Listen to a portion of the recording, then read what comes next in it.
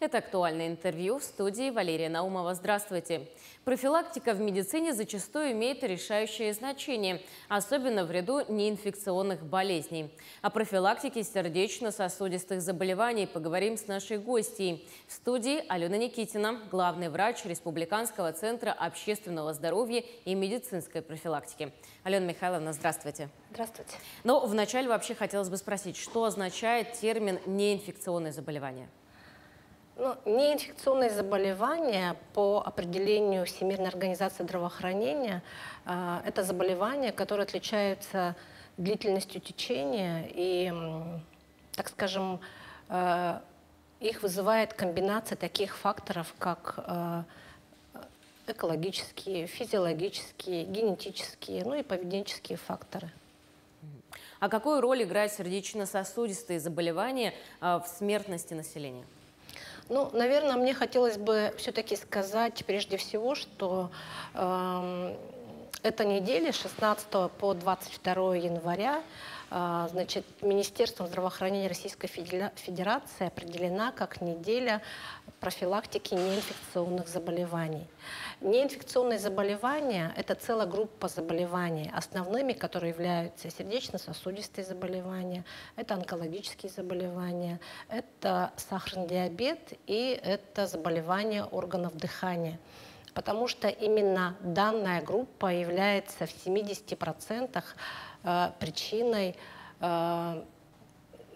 таких, смертности, преждевременной инвалидизации и временной нетрудоспособности как в Российской Федерации, в Республике Саха-Якутия и в целом в мире. А какие факторы риска вызывают неинфекционные заболевания? Неинфекционные заболевания вызывают такие факторы риска, как курение, неправильное питание, низкая физическая активность. Это повышенный уровень сахара, повышенный уровень холестерина, злоупотребление алкоголя. Это основная группа причин. Это, да, действительно такие распространенные факторы, которым подвержены, к сожалению, сейчас очень многие люди. А какие рекомендации можно дать для профилактики? Конечно, это прежде всего соблюдение здорового образа жизни. Вы знаете, на самом деле я регулярно, так скажем, бывая в вашей студии, об этом все время говорю. Да? Может быть, так скажем, уже набила оскомину, можно так выразиться, да? Но тем не менее это общеизвестный факт, что нужно соблюдать здоровый образ жизни, надо стараться правильно, рационально питаться. Надо увеличить физическую активность, потому что также по рекомендациям ВОЗ взрослый человек в неделю должен заниматься более 150 минут средней, так скажем, активности, да, физической, и интенсивной физической активности это где-то порядка 75 минут. И стремиться, так скажем, эти минуты увеличивать в неделю. На самом деле это не так много. Конечно, нужно больше употреблять овощей, фруктов.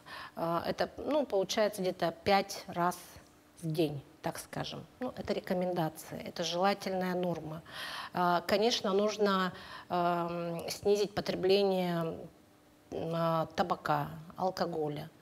Нужно вообще следить за, наверное, так я бы сказала, за цифрами своего здоровья.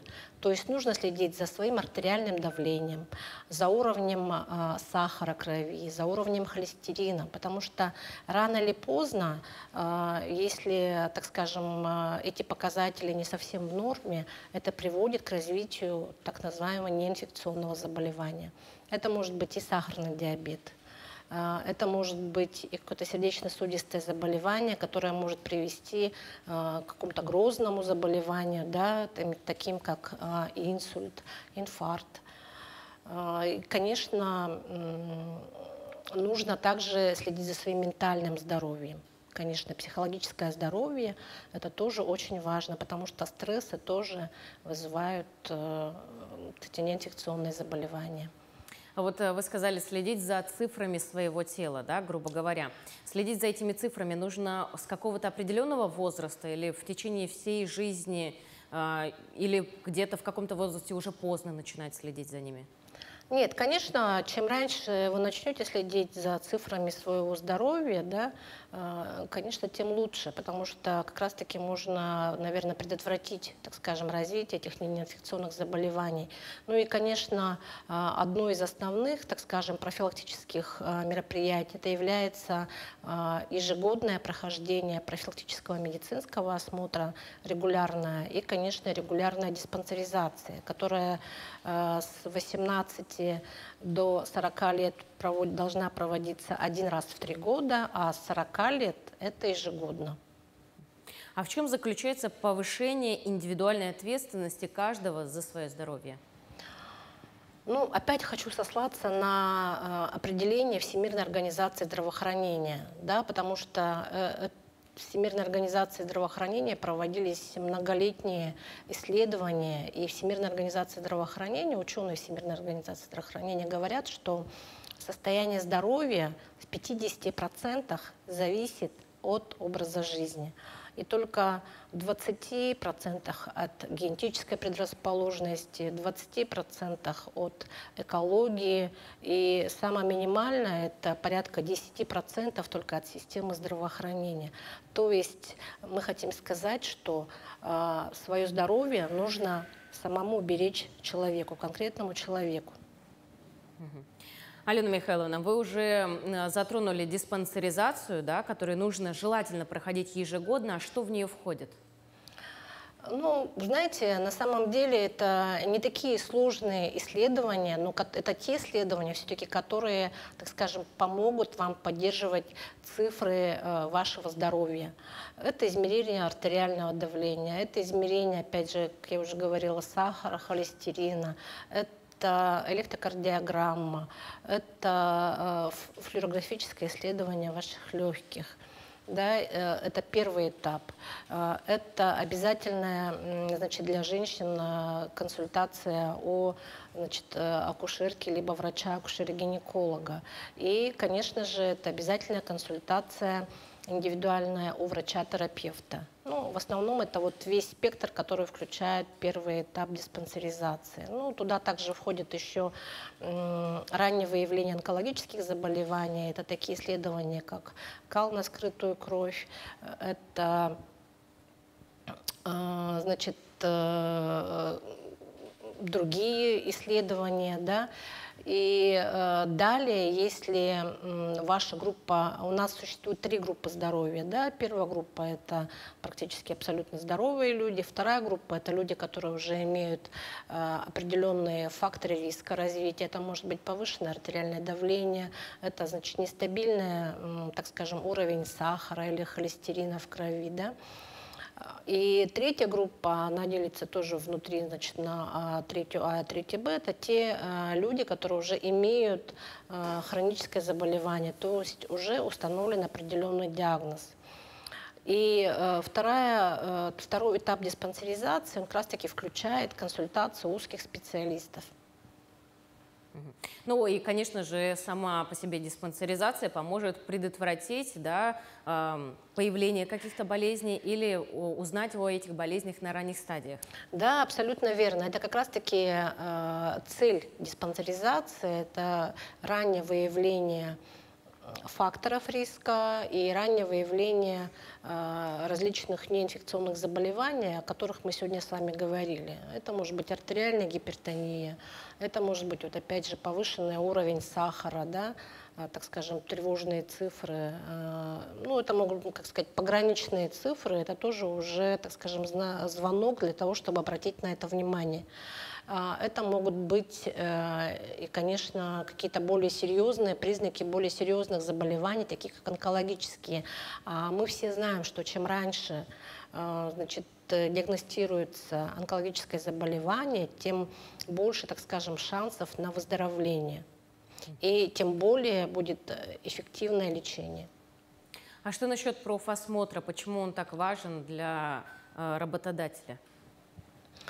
Работодатель, конечно, должен быть заинтересован в том, чтобы у него работали, так скажем, здоровые люди, потому что если, так скажем, окончательный, да, какой-то эффект, да, от этого, это, конечно, повышение производительности труда. Но если говорить по-простому, наверное, это все-таки чем меньше работники будут уходить на больничные листы, да, чем, так скажем, короче эти будут дни нетрудоспособности по тем или иным причинам, конечно, работодателю это выгоднее. Значит, работник у него работает. Ну и, конечно же, работодатель должен приложить некие, так скажем, усилия.